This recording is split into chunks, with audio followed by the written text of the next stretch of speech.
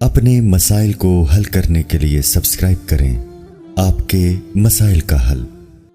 रमज़ान में दिन भर सोते रहना, ये बहुत किसी नेक आदमी ने पूछा है।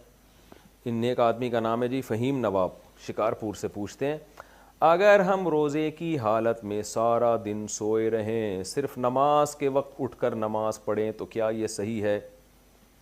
अगर नमाज आप ज़ाया नहीं करते, सारा दिन सो के रोज़ा गुजार देते हैं तो सवाब मिलेगा रोज़े का आपको, क्योंकि भूखे प्यासे तो रह लिए, भले सो के ही रह लिए। ना रखने से बेहतर है सारा दिन सो के रख लें। लेकिन जो रोज़ा नहीं रखते वो कबीरा गुनाह के मुर्तकिब होते हैं। किसी भी तरह से मुकम्मल कर लें, रोज़े का सवाब आपको मिलेगा। लेकिन मशवरा मेरा ये है कि इस तकल्लुफ़ की आपको ज़रूरत क्या है? क्यों सो रहे हैं सारा दिन? आप थोड़ा चल लें, फिर लें, हिर लें, जुल लें, इससे सेहत भी आपकी अच्छी होगी, कोलेस्ट्रॉल लेवल कम होगा, फ़ैट कम होगा, जिस्म निथर जाएगा, थोड़े हैंडसम स्मार्ट हो जाएंगे, दिमाग रोशन हो जाएगा। रोज़े में कोई कमज़ोरी नहीं होती। अगर रोज़े में आपको वीकनेस हुई भी है ना तो वक्ती होती है, वो ईद के बाद दोबारा सेट हो जाती है। दर्जनों फ़ायदे हैं।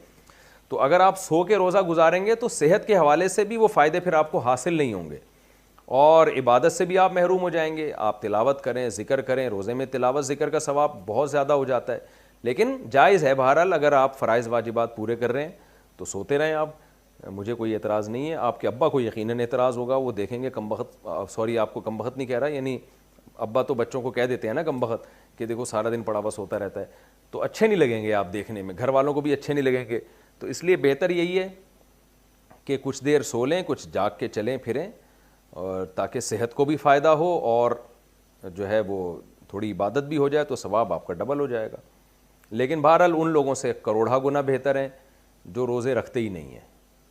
तो आप एक अल्लाह का हुक्म बहरहाल किसी भी तरह से गिरते पड़ते अदा हो जाए, ये हुक्म तोड़ने से बहरहाल कई गुना बेहतर है। बेवा और यतीम को ज़कात देने का हुक्म।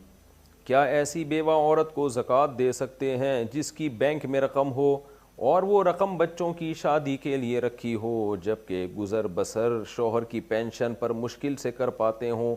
या इस औरत के बच्चों को यतीम जानकर इसे ज़कात दे सकते हैं? अंजुम नज़ीर।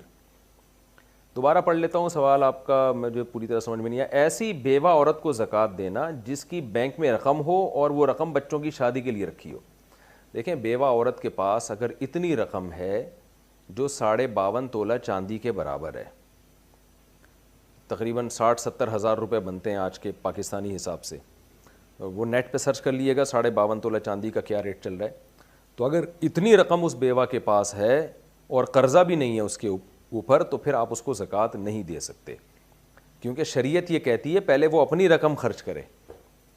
अब क्या करती हैं ख़वातीन, कहती हैं हमने वो आड़े वक्त के लिए सोना रखा हुआ है अपने पास। तो आड़ा वक्त तो आ गया ना, जब आप इतनी गरीब हो गई कि आपके पास खाने के पैसे नहीं हैं और गुजारे के पैसे नहीं हैं, तो शरीयत कहती है दूसरों से ज़कात लेने के बजाय अपने पैसे खर्च करो। जब इस खातून के अपने पैसे खर्च हो जाएंगे और साहिब निसाब से कम हो जाएंगी, यानी 52.5 तोला चांदी के रेट फ़र्ज़ करें 70 हज़ार चल रहे हैं और इन्होंने ख़र्च इतने कर दिए कि ये इनके पास 40 हज़ार रुपये रह गए, तो अब ये गरीब बन जाएंगी, अब इनको ज़कात दी जा सकती है। तो जब तक ये साहिब निसाब हैं, चाहे बेवा हों या शौहर ज़िंदा हों, तो उनको ज़कात नहीं दी जा सकती। तो इनसे कहें वो पैसा खर्च कर लें, अपने काम में ले आएँ, फिर आप इनको ज़कात दे दें। रहा ये मसला कि वो बच्चों की शादी के लिए रखा हुआ है, तो फिर बच्चों की शादी के लिए कैश अमाउंट ना रखें, या तो बच्चों को मालिक बना दें वो, यानी अगर नाबालिग बच्चे हैं तो बस इतना ही कह देना काफ़ी है कि बाप चूँकि मौजूद नहीं है, तो बस इतना ही कह देना काफ़ी है कि ये रकम आज से मेरे बच्चों की है, तो फिर ये खातून गरीब कहलाएंगी, फिर इन खातून को ज़कात दे सकते हैं। और अगर ये बच्चों को मालिक नहीं बनाती हैं तो फिर ये होगा कि यतीम बच्चों को ज़कात दी जा सकती है, क्योंकि इनके बाप मौजूद नहीं है, तो और बच्चों के पास कोई विरासत भी बाप ने अगर नहीं छोड़ी हो कोई ऐसी जिससे वो साहिब निसाब हो रहे हो, तो फिर बच्चों को ज़कात दी जा सकती है।